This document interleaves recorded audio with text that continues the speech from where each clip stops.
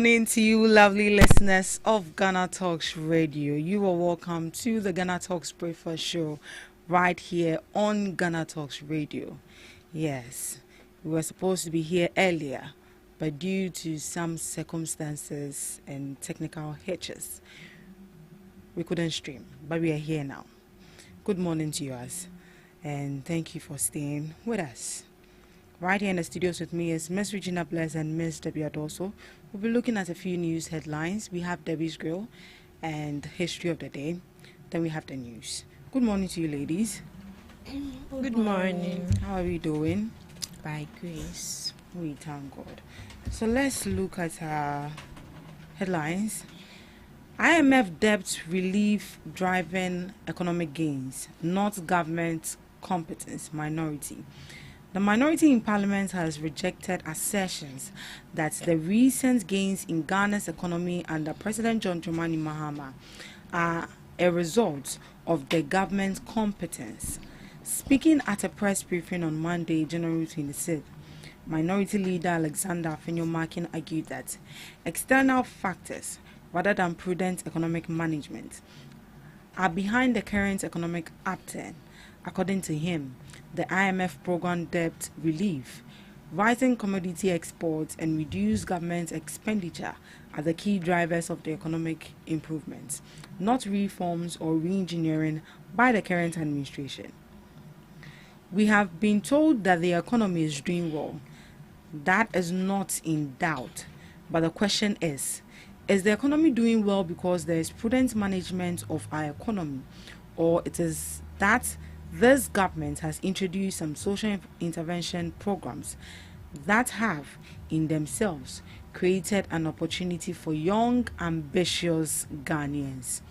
We hereby submit that the so-called gains were not born out of the government's competence in the management of our economy. Rather, the IMF program, debt relief, rising commodity exports, and reduced expenditure are the major reasons for the upswing in Ghana's economy, not a re-engineering of the economy, he said. So yesterday, the minority held a press conference themed Holding Governments Accountable, and they raised a lot of issues, and this is one of them, that the IMF debt relief driving economic gains, not government's competence. They said they wouldn't give credit to governments for how the economy is going, but it's due to IMF and the debt relief that is, making us gain the economy and how it's moving smoothly. Ms. Debbie, would you agree with them? No, I don't agree with them. Why? So the fact that your government couldn't maintain or stabilize the economy with competency doesn't mean that other people are same.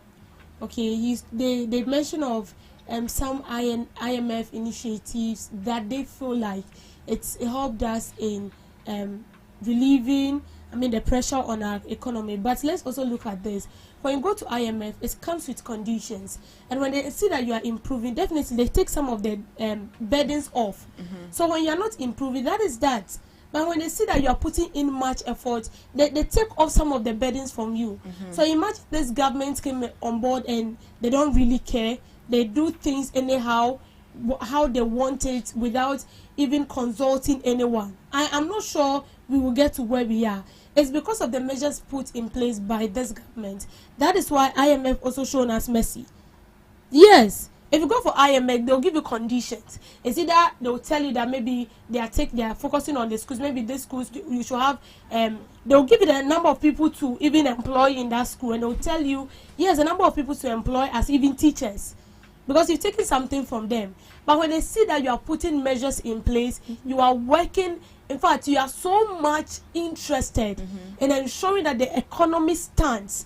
They'll also try their possible best and help you, and then they'll take off some of the burdens from you. So I remember that when the economy started working, they came, they congratulated the president. They told him that he did perfectly well. Even the president said, I don't know whether you saw, I think he was speaking to some of the diplomats from other countries, and he said he's even surprised that in a year, we have a single digit for inflation. and then the economy is working out, because they've made us believe that there is no way the economy can be stabilized because it is the same thing that is happening across other globes. But no. So trust me, because you didn't do it doesn't mean that someone else cannot do it. If you are incompetent, not everybody is incompetent too. You might be incompetent, but someone is competent. So the competency in this current government is the change we see in the economy now. It's because the MPP was incompetent, and so they were only interested in taking money and putting burden on the people. That is why they saw what they saw when they were in power. So they should be try to be pushing themselves all around. For me, I believe they see that, well, there are changes, and they feel like they are going to be in opposition for long if this should go on. So they are just trying every possible means to make themselves relevant and make it look as if it is not the will, it is not the hard work of the government that is showing a positive result in the economy. Because see, even some of them will tell you that it's as a result of the measures they put in place when they were in power. That is why we see what we are seeing today. We've seen the likes of Dr. Baumia saying, say, the measures he has put in place, some of the party members. So it should tell you that they are confused. So they don't want to be in opposition for long. So now they have to accuse the government. Yes. Right. Miss Regina, what do you have to say to this? Yeah. So I would say that when we talk about talk of the IMF program, it's brings discipline, credibility, and investor confidence. And also looking at the debt restructuring, it creates fiscal space and also eases pressure on the government when it comes to spending. And one thing I would not agree with the minority is for them to say the government has no role or has no part in it. When we talk of the IMF program doesn't magically run itself. When we go to IMF, they bring they talk, they have conversations, say, oh, this is what we are doing, this is what we are doing, this is what we are doing. And at the end of the day, it's the government who is having that conversation. So why are they telling us that the government has no part in the economy being stabilized? Then who stabilized the economy? Is it them? Is it spirits or ghosts? Because I don't understand. The Nanado government, they went to IMF. We saw what we were supposed to see. This current government has also been to IMF, and we've seen the good works it has come out of it. When you go to IMF, mind you, IMF is not just giving you the money. IMF is giving you some rules to follow, and that has to do with fiscal discipline, how you spend your money. There are certain things you need to cut out. So I don't agree with the minority saying that the government has no role in making sure that our economy is stabilized. The government, in fact, has 100% role in it. Yeah. Right. So, the government is doing well. So whatever the IMF, whatever the minority is saying, anyway, they are also trying to stay relevant in the system. Right. I guess due to time, we'll just do just one headline. But I promise we'll be back. Today in History with Miss Regina.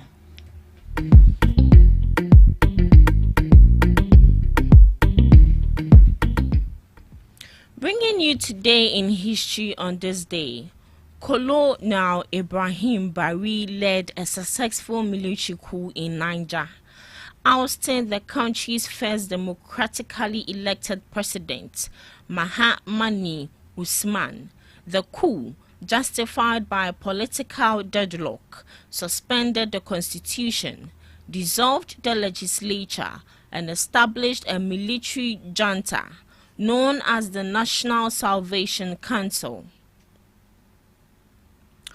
With Colonel Ibrahim later winning a flawed boycotted election in July 1996.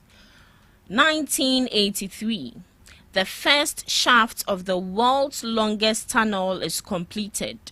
The pilot tunnel for Japan's 5385-kilometer Saikan Tunnel was completed, marking the breakthrough of the world's longest undersea tunnel at the time. Prime Minister Yasuhiro Nakosan triggered the final historic blast, connecting the Honshu and Hokkaido sites 19 years after work began.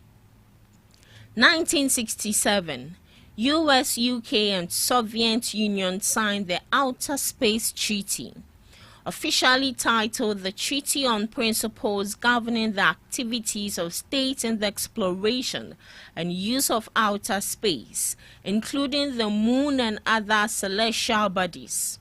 It established key international space law, prohibiting nuclear weapons in orbit, banning military bases on celestial bodies, and ensuring free exploration for all nations. Looking at some few global observances, this day is recognized as National Bible Day, a day of thanksgiving to God for the inspiration of the Holy Scriptures. As a Christian, we need to take a minute to thank God for the existence of His Word in the form of the Bible to teach, nourish, and guide humanity. Speak Up and Succeed Day. It encourages individuals to overcome the fear of public speaking, boosting self-confidence, and enhance communication skills to achieve personal and professional success. Moving on, World Breast Pumping Day.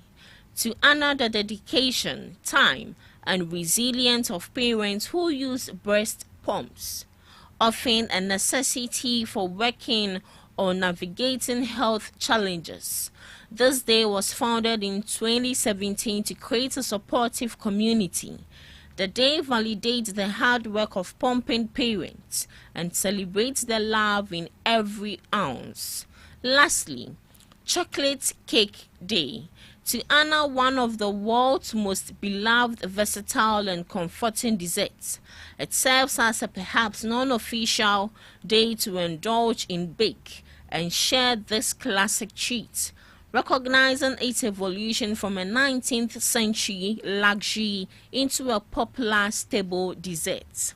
And that's all for today on Today in History and Some Observances live on GhanaTalks Breakfast Show. Thank you so much, Miss Regina Bless, for Today in History and Some Observances. Up next, we have Debbie. Welcome to Debbie's Grill, where we talk about issues that matter to the state, void of politics, fear, or favor. The Data Protection Commission, DPC, has revealed that new regulations are being drafted to address the rising threats of misinformation and disinformation, particularly the misuse of AI-generated images and videos. Dr. Arnold, Executive Director of the Commission, disclosed this during the launch of the Data Protection Week in Accra.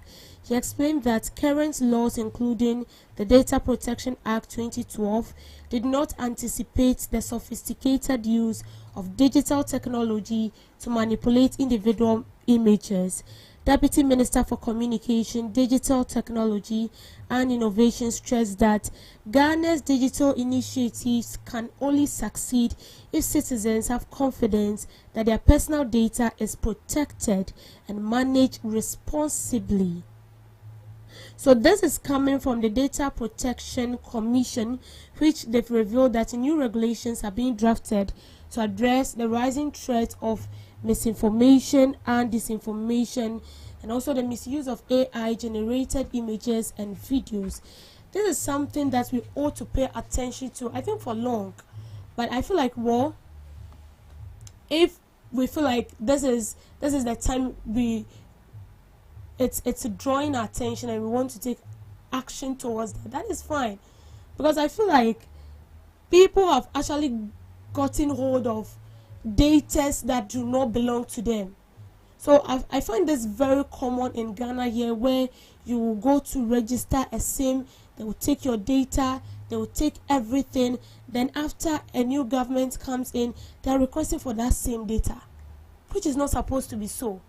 So if you have the data already, I feel like there should be a system where when I go to, or I feel like I want to re-register my SIM, or maybe they've been called, that every Ghanaian is supposed or is mandated to renew or re-register their SIM.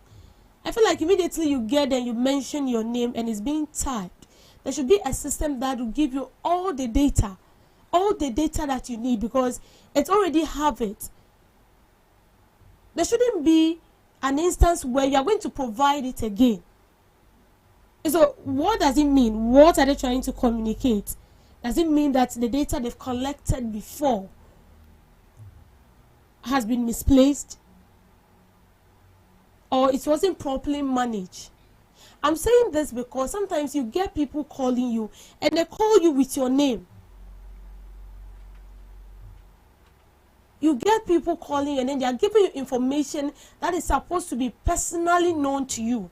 So where did they get that information from?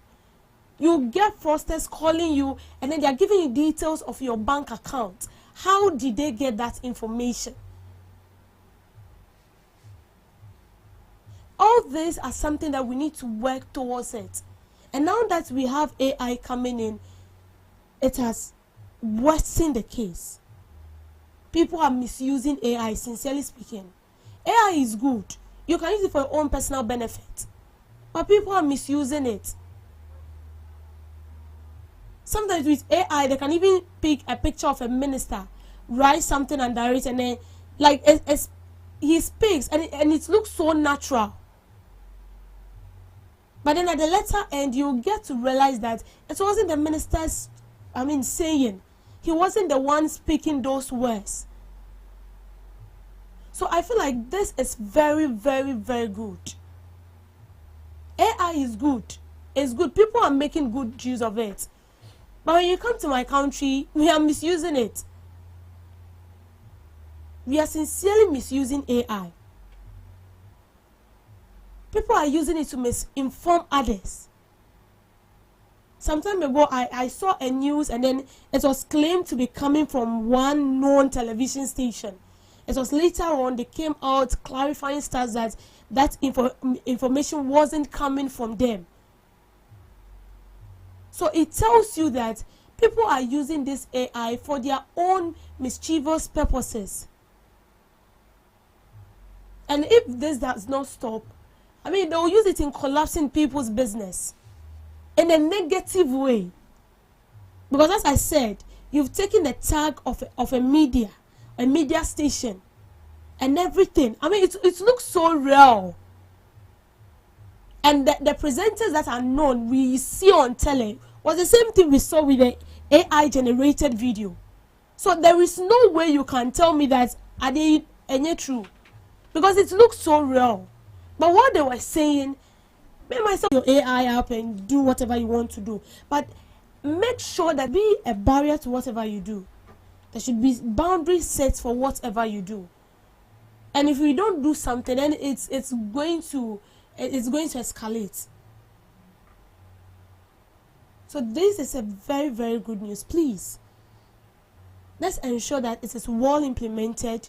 If those ideas are being generated, it's well implemented, and those people who do that create things and make it look so raw, as if it is a president talking, as if it is a minister talking. You see, all these things, if you are getting information from someone who is very trusted, but it's an AI generated image and you have no idea, and the person is passing across wrong info, it causes panic, because you know that this person is a respected figure in society. He wouldn't lie.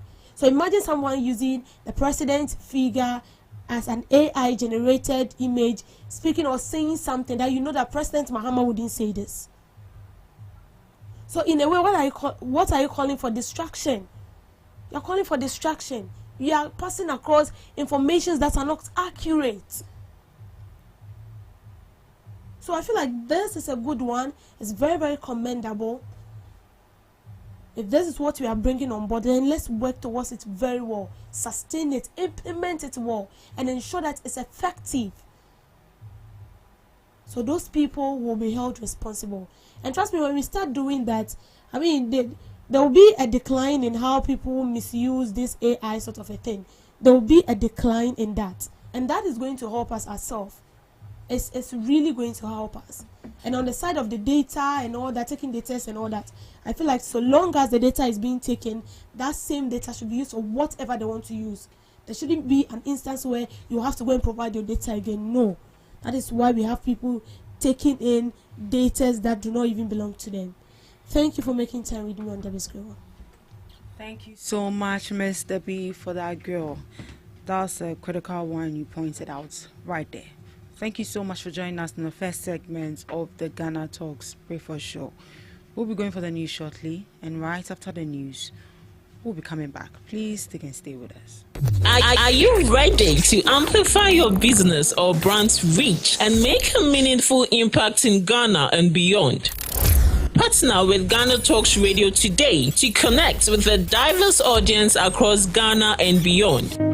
Elevate your brand through on-air promotions and social media. Boost your brand during prime time. With GhanaTalks Radio, you can extend your reach across digital platforms. GhanaTalks Radio is not just a station, it is a community hub where your brand becomes part of the conversation. Join us in fostering connections, celebrating culture, and making a lasting impression. For customized sponsorship packages and enquiries, email contact@GhanaTalksRadio.com or call +233 202 544614. GhanaTalks Radio, giving the youth a voice.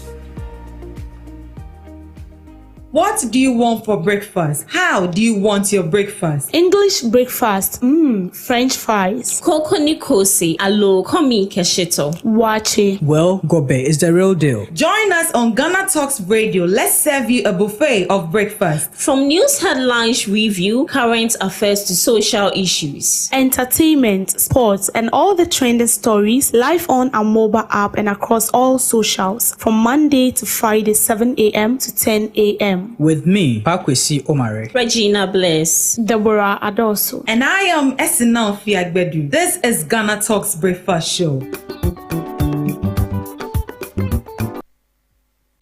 Ghana Talks Radio, #1. We bring you local news, business news, international, sports, and entertainment news. Right here on GTR. We bring you local news, business news, international, sports, and entertainment news. Right here on GTR.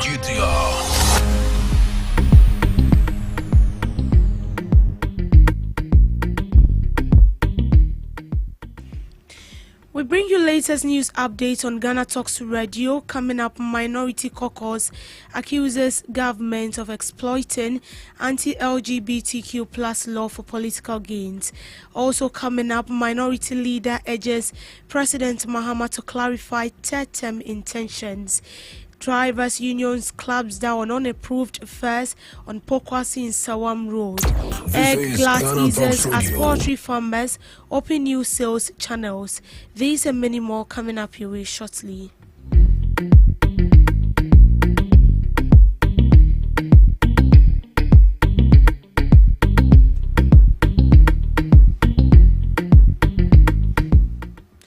To our first story, the Minority Caucus in Parliament has accused the National Democratic Congress of using anti-LGBTQ plus law as a political tool to win power. According to the caucus, the NDC leveraged the legislation while in opposition but seeks to distance itself from the law. The anti-LGBTQ law, which was passed in February 2024, aims to expand criminal penalties for consensual same-sex relations. The bills remains uncertain, with President Mahama indicating a preference for government-sponsored law rather than parliamentarian-sponsored law.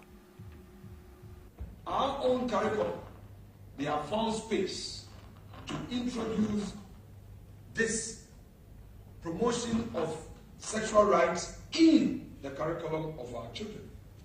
When they were exposed, this is what they had to say, that it was a mistake and that an anomaly. What an anomaly?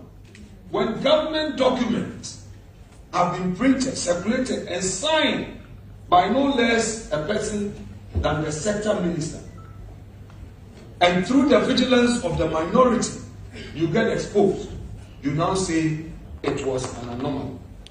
We don't accept this.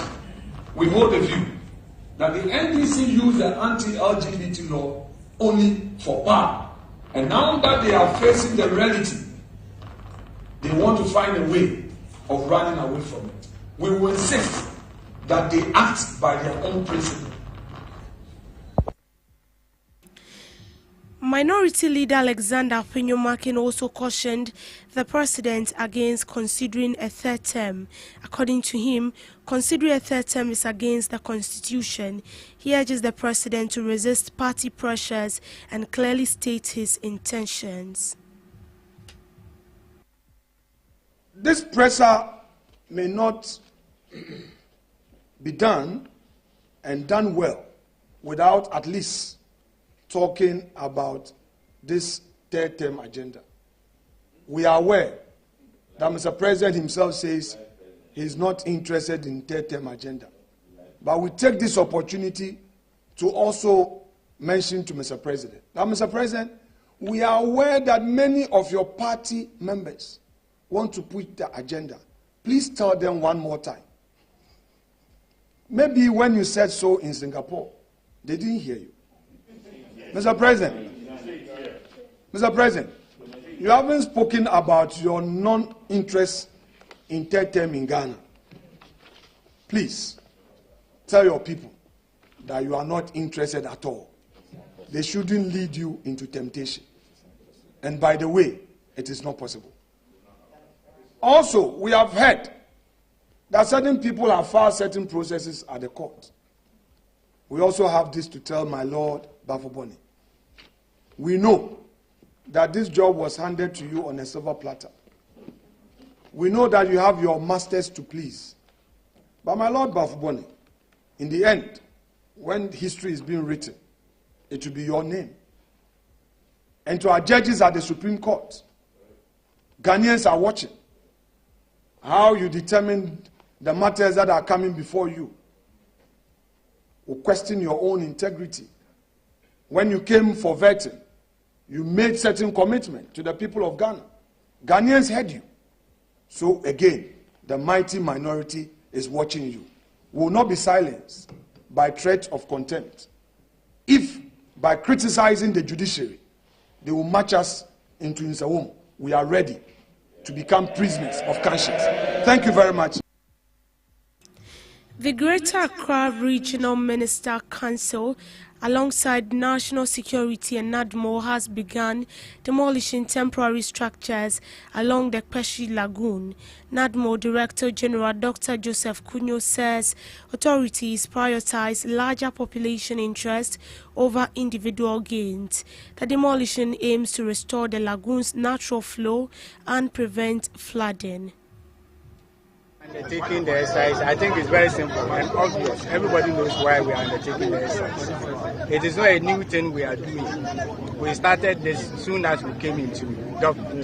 The president himself went around Accra to inspect waterways, and the directions were clear.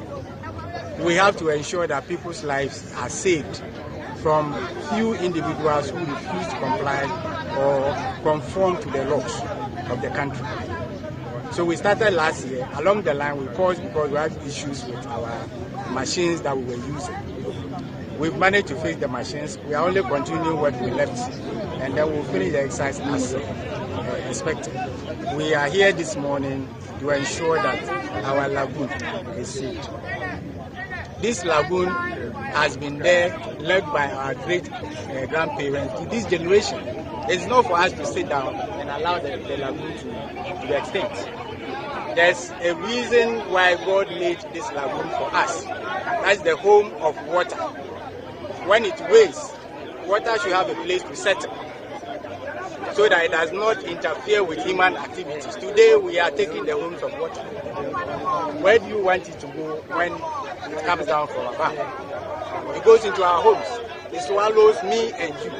People die out of it. Properties are destroyed.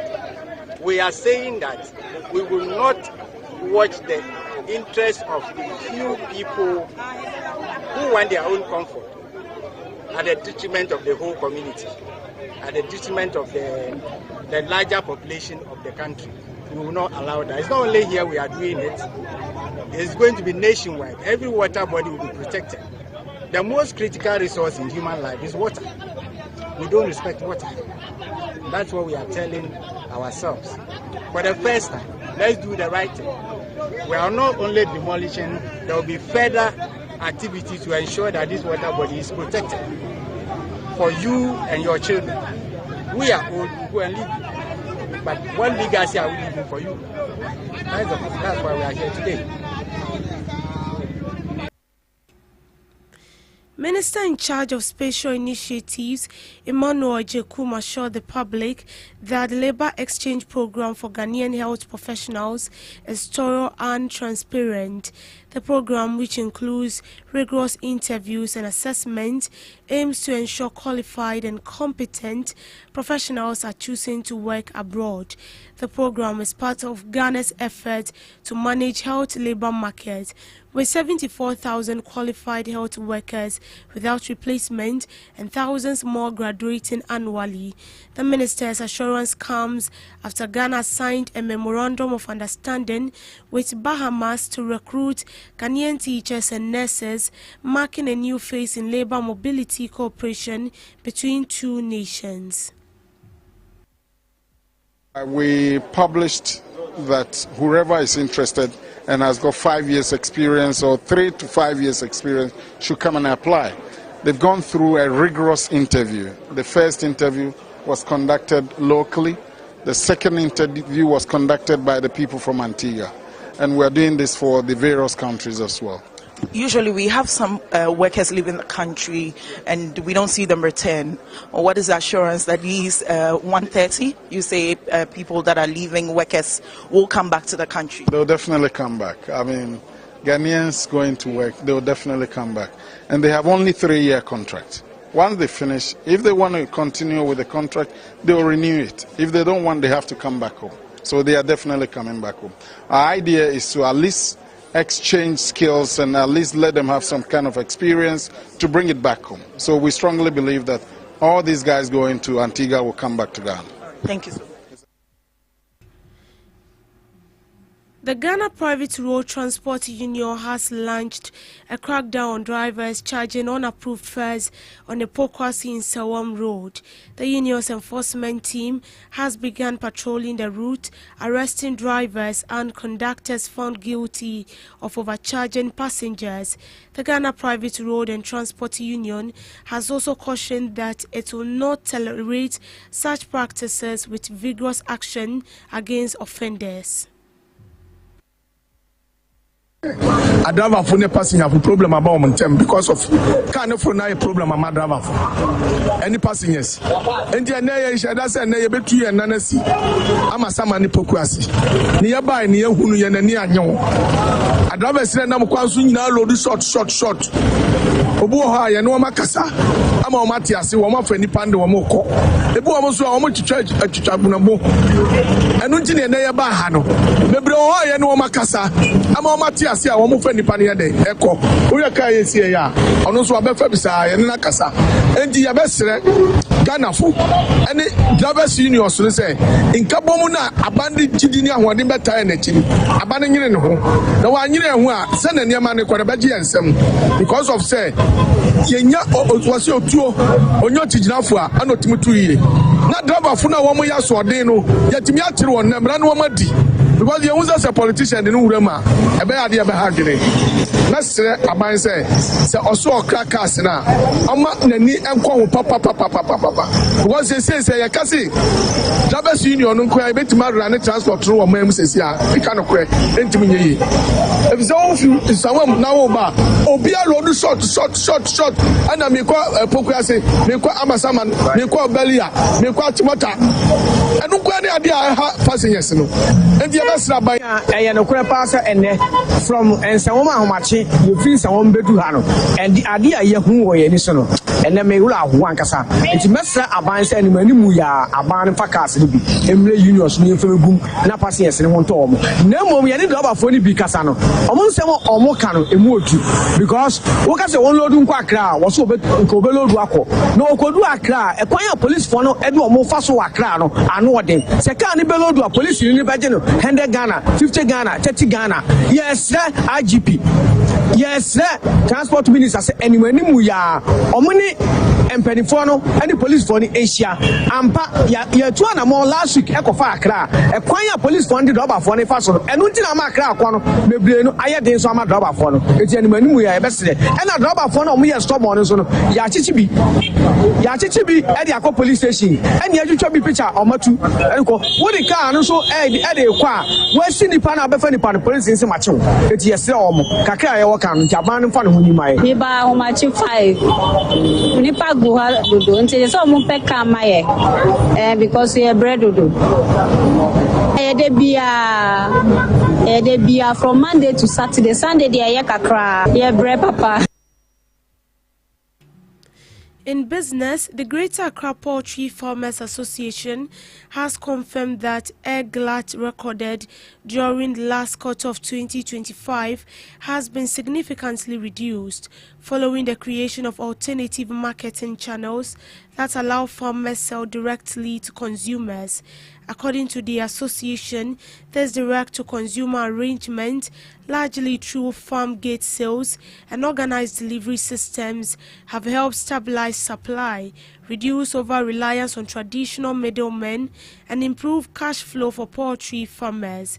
Speaking in an interview, Chief Executive Officer of the association, Mohammed Ali, explained that farmers are no longer independent on market women to sell their produce, a situation that previously worsened the glut and squeezed farmer gate prices.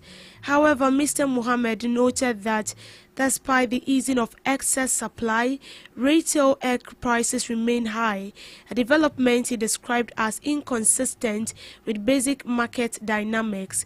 He pointed out that while farmers have reduced farm gate prices to as low as 40 to 45 per crate, consumers still pay between 70 to 75 cedis at a retail point.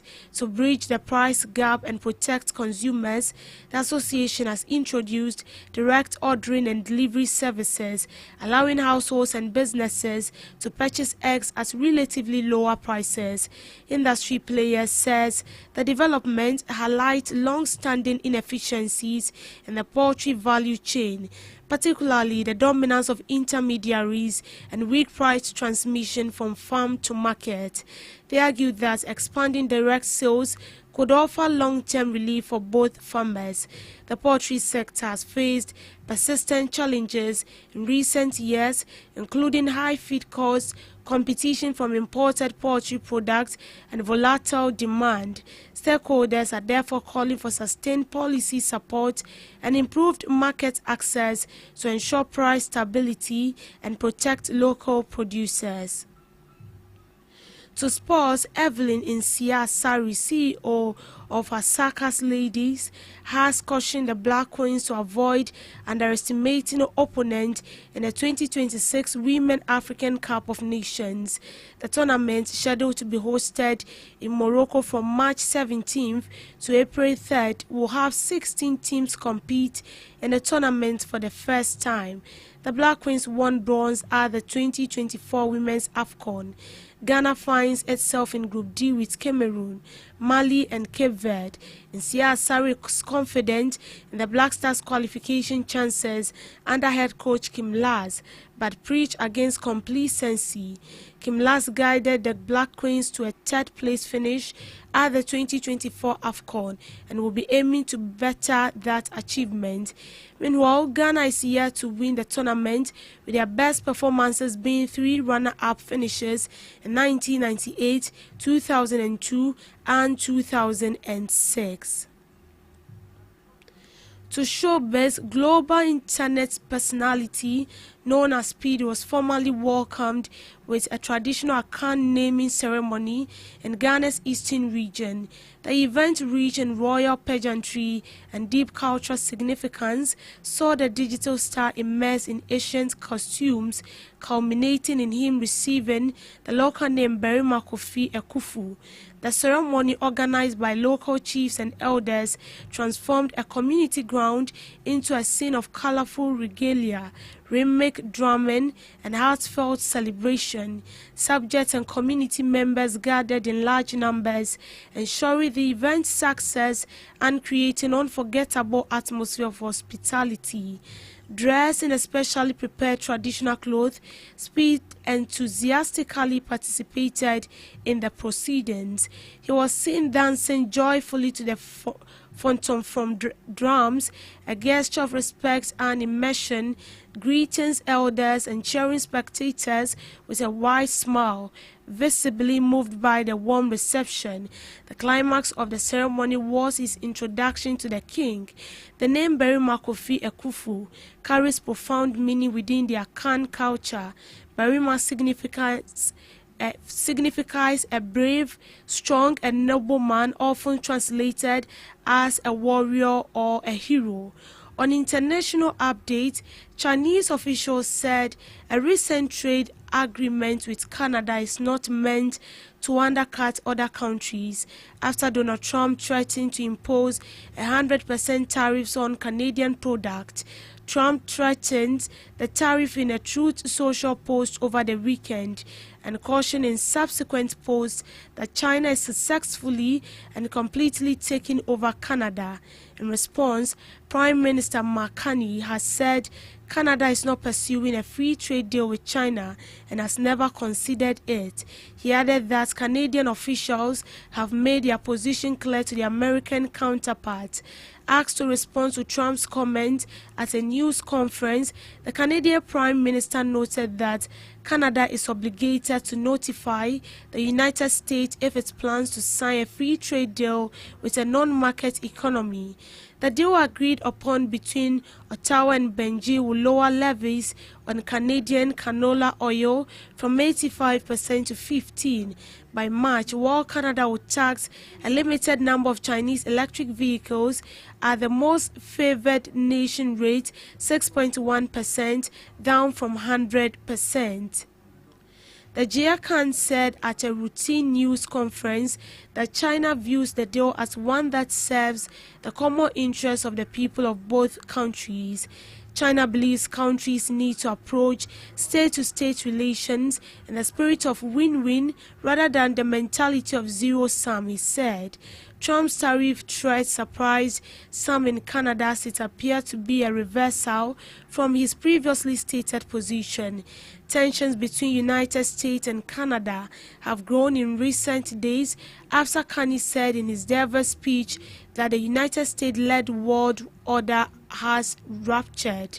Carney also urged other middle powers to band together in the face of economic cohesion. Trump responded to the remarks in his own speech the next day. It says Canada lives because of the United States. He also withdrew Carney's invitation to join his new board of peace. In a series of social media posts over the weekend, Trump threatened steep tariffs if Canada makes a deal with China and said that Canada is systematically destroying itself. He also cautioned against Canada becoming a drop of port for China to send its goods to the United States. U.S. Treasury Secretary Scott later clarified Trump's position, calling ABC News on Sunday that the threat applies if they see the Canadians allowing Chinese dump goods. Carney also told reporters on Monday that he believed the threat was part of a broader negotiating tactic by Trump ahead of a mandatory review scheduled for later this year. And that's a wrap on the morning news update. Thank you so much for tuning in. Don't forget to log on to all streaming platforms for more news stories. I am Deborah Adoso. Do have a good morning.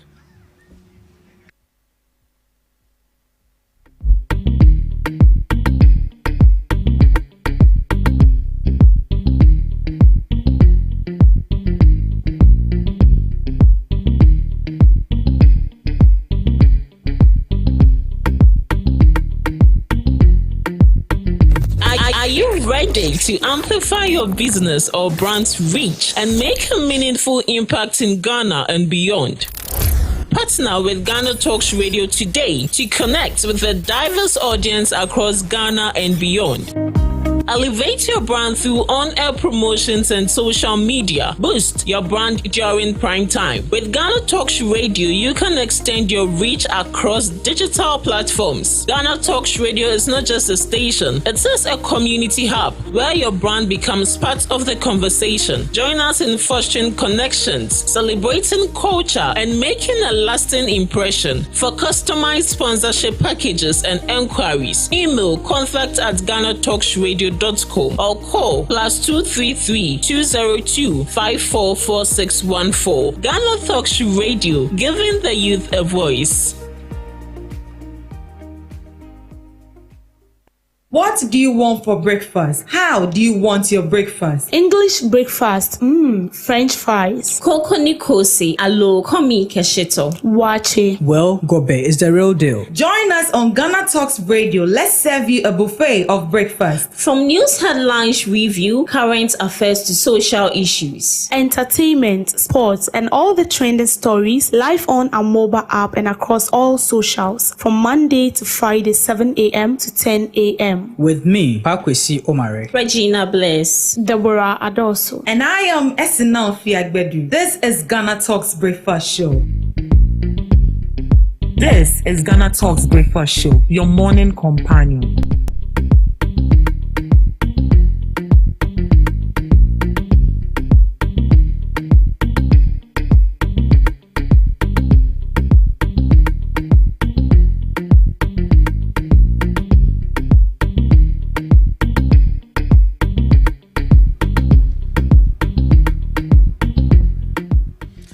Good morning to you once again. You are welcome to the Ghana Talks Breakfast Show right here on Ghana Talks Radio.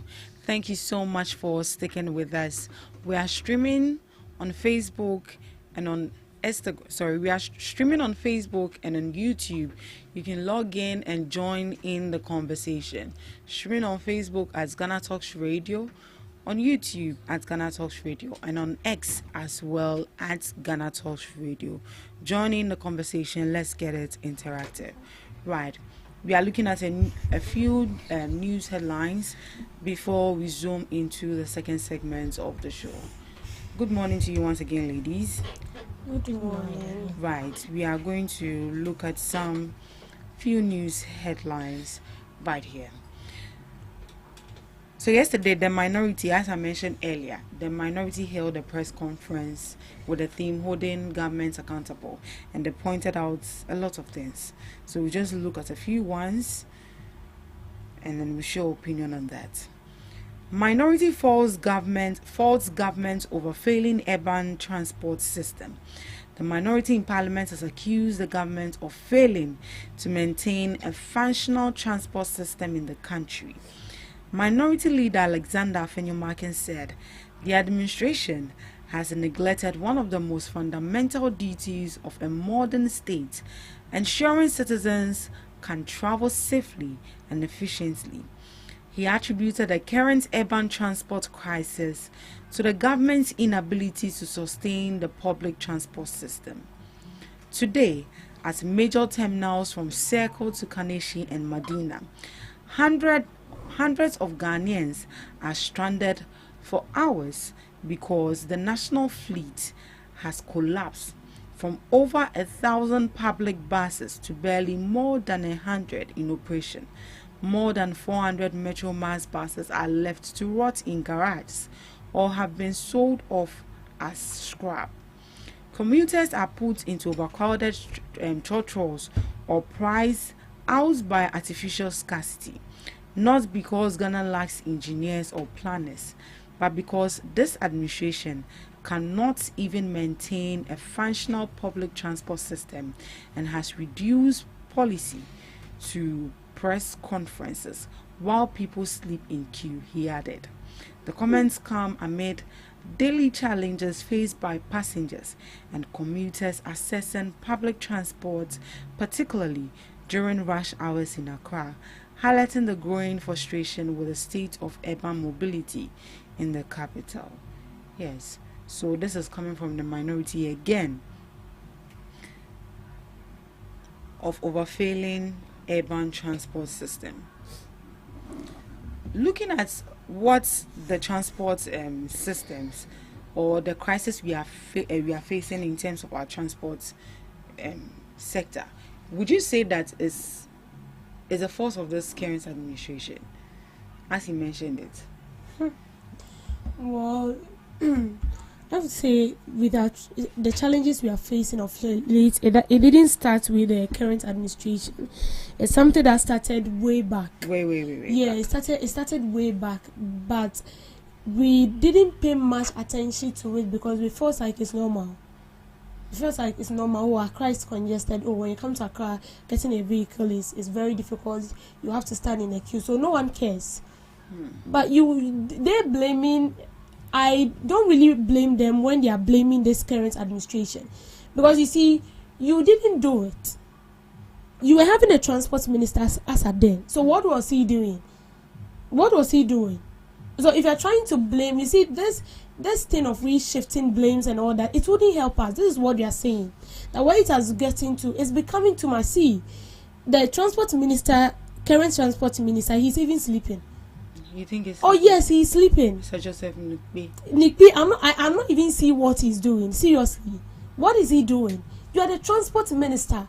You should ensure that there are buses on the street. See, we should have enough buses that drivers should even be looking for passengers. No passengers chasing after vehicles. But that is not it. For the past previous days, when we were making noise that, oh, we are not getting buses, we are being stranded, they try to put in some measures. So I was thinking that latest by now, we should have those buses around. You know, of late I struggle to get a vehicle to work. I don't get. Yesterday like this, I have to be running after vehicles. I have to pick from Makati to La Paz and pick from La Paz to this place. Yes. And today, so I did same. I didn't get Pokwasi Ablekuma. I didn't get it. And as at that time, you see a crowd of people at Malam Junction, all running towards a vehicle. And so I asked myself, so what are we doing? They said they are putting measures in place. What kind of measures are we putting in place? How long is it going to take us? Because we are not, for me, maintain update BRBO. The only update I heard was when they said they are importing some buses here, and I think we saw this lady, was it Dorcas? Yes, Dorcas in one of these countries where she said, I think in India.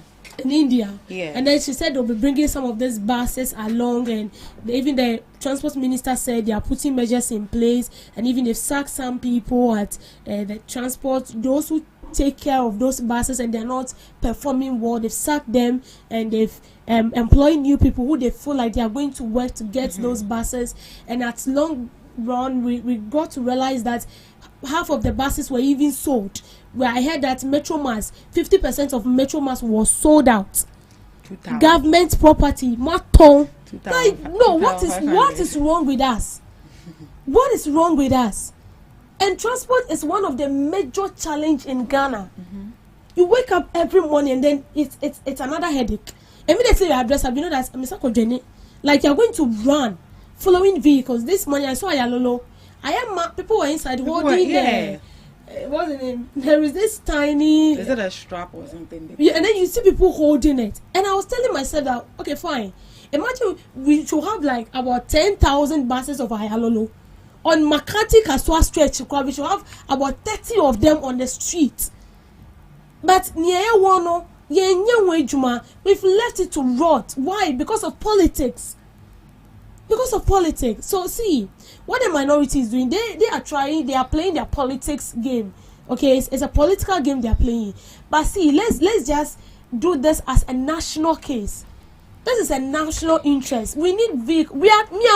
Okay, they are not. I'm tired, and because of them, I'll buy my own car. Oh, sure, I'll buy my own vehicle. Very soon, I'll buy my car because it's very, very hectic. You wake up early in the morning, and then you see people dressed in suits, and they are following. They are running, chasing Chocho. And that is when you see thieves taking phones, taking things because of the crowd. So please, if they are deploying, one thing I would advise the transport ministry is that if they are deploying these buses, they should look at locations where people it has a lot of people, like places like Kaswa, this Kaswa Makati stretch, 24/7 is busy. So a stretch like this, there should be about 30-50 buses on the street, and then other places as well. But when you don't do that, you see, that is why the drivers, they don't care, because then you say enkosi baby. So they were both to tell us that enkosi baby, some person enkosi baby. So please, with the transport issue, they are still sleeping. I think we have every morning when we come, we have to say something about this, so that we will keep reminding them that they have a task to accomplish. To see the change.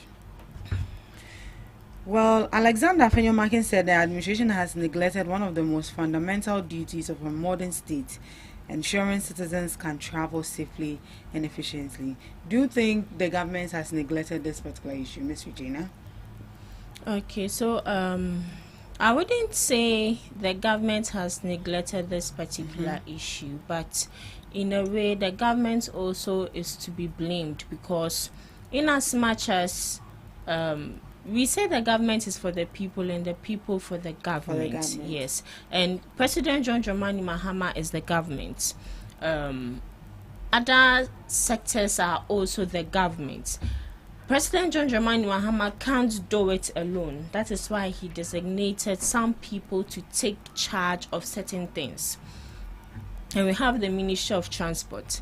They need to make sure that they foresee the activities of our transport system.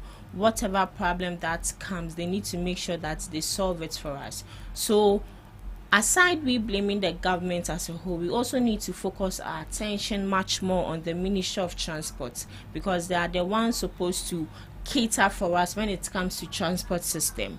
And also, I wouldn't say the government has neglected that. And then the neglect, I would think, it started way back from the current from the past administration, because we have state buses, that is the Ayalolo and other buses, and during the past administration, those buses were not in use. We were not using it. Which is the Metro Mass or the Ayalolo? Ayalolo. Oh, the Ayalolo. No, Metro Mass. The Metro Mass. Yeah. For the Ayalolo, we normally see it, especially from Circle 11. The Ayalolo is only one that you see. From Circle to Pokwa, say I will stretch. Ayalolo Kokaswa. Yeah. Kokaswa. Yeah. Oh, okay. And also Metro Mass. We were here when we saw a news article saying Metro Mass one bus is being sold for 2,500 Ghana cedis, and this is something I can even buy times 10. I don't even know where this news passed. If it came in like right now, like by now more buses baby. So I would say the Ministry of Transport needs to set up. We can't blame the government alone. We also need to blame this sector, because the government came into power and gave this sector to this particular people. We have Mrs. Dorcas and Mr. Nikpi. What are they doing? It got to a point where I saw Mrs. Dorcas saying that the government has brought in some buses. We are not seeing anything. Just yesterday, I was showing a video to Miss Debbie where I think just school junction, school children were struggling and other people were struggling for a car, and these children had to pass through the window, the back seat window. At the end of the day, so we're in prayer, not something else. So I think we need to make sure that we need to put the blames aside and work on it as a national issue, because it's a national concern. For these politicians, they are not feeling the impact because they already have their Nissan, their Bugatti, they are sitting in. So you're for can me put the same here and me boof come to me and tear the bedroom. But please, we plead. Some people are not traveling, they are just waking up at dawn just to wait for a vehicle, and at the end of the day they will be waiting for how many hours? As she said, people will be dressed in coats, suits, so the corporate car. No odi church better still, the same way they do it for the parliamentarians. They buy them a car and they'll be taking it small. My don't want to come will be our Ghana. We will not be complaining about transport issues. Right. Yeah. Looking at the number of buses that they said they bought, which is the Metro Mass and the Ayalolo, and I believe some are not even fit to be on the road. why haven't the government considered, or let me say the previous administration, because they were in power, why didn't the previous administration consider to repair those buses, or were they beyond repairs? I'm not sure they were beyond repairs. I think the major challenge was who to credit. Who to credit? Yes. But those buses were brought in. We don't care. Was it not Kufuor? And then we name it Kufuor bus. We don't care. What we care is what am I going to credit? If Regina should start and I come to complete it, what they? Yes, because they'll credit me, right? Into on yet. But are you doing it for yourself or you are doing for the country? That is the problem.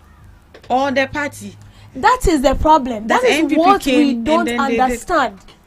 You see, our way of doing politics now, I don't know the planets we are coming from. Ghana. I'm not saying about other African countries. I'm talking about Ghana. I don't know where we are coming from. And I don't know the type of clay God used in creating our mindset. Maybe God created our mindset fairly, but I don't know. Because if you should start something, why won't I complete it? Knowing fully well that it's going to help me, it's going to help you, and it's going to help people around me. So why? Because say me won't say Rebecca say men am I into them one of us into them minye. Because me the credit in the bema. Because one of us here. But I fully remember that when Atamils came into power, Kufuor started an initiative. The N1. He completed it and he called Kufuor. He called Kufuor when they were inaugurating. You know what? Inaugurating. Okay. Yes, inaugurating or launching, right? Yes. Well, when they were launching it, that was nice in a way. Like you've honored him. What shall see? This is not say you're preparing one. What shall say? But the fact is that a bit wobia today is not helping us. Oh, it's helping us. Do we have the tag of Kufuor on it? Or even Atamils on it? Thank you. That is a problem. You are doing it for the people of Ghana. I just feel like these politicians don't even have Ghana at heart. Oh no. Or the people of Ghana at heart.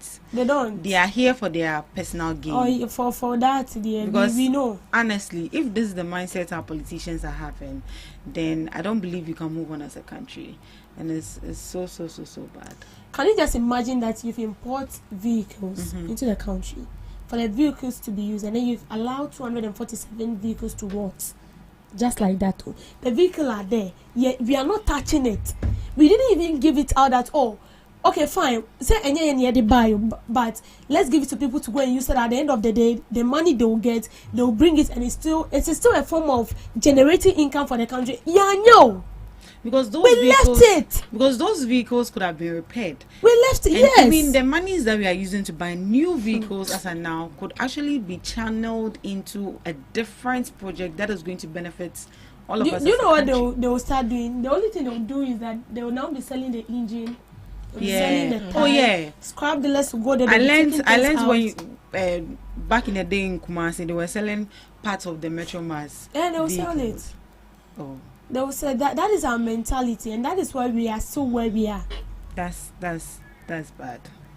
And I feel like pumping more vehicles into the system is not going to sort out this issue. It's not going to. How we are going to maintain it when they arrive is the problem. Yeah, but still, there's still going to be traffic because Accra is congested. Oh yeah, Accra is congested. Right. Let's move on. 130 health workers leave for Antigua under labor exchange program. I just hope I got the name of the country right. Antigua, right? About 130 Ghanaian health professionals left the country on Monday, that was yesterday, to undertake a 3-year contract in Antigua under the government labor exchange program. The program, the government said, is part of the government's broader strategy to tackle unemployment while strengthening Ghana's presence in the international health sector. The departure ceremony was held at Kotoka International Airport and led by the Chief of Staff, Julius Debra, representing the government. Speaking on the initiative, the Minister of Health, Kwabna Mita Akando, described the program as a strategic intervention aimed at addressing the backlog of more than 80,000 unemployed health professionals across the country, while positioning Ghana as a key exporter of skilled medical personnel. The Ghana Labor Exchange Program is an initiative of the President to create jobs for citizens. Today, it is the stand of the health workers. We inherited a backlog of more than 80,000 health professionals who have completed various degrees but are without employment. As part of effort to create jobs, the government is exploring avenues where countries have requested that our health professionals work with them. Today it is Antigua. We are also working on similar agreements with Trinidad and Jamaica. These deployments will be done in batches, he said. Meanwhile, the minister in charge of special initiative, Emmanuel Jekum,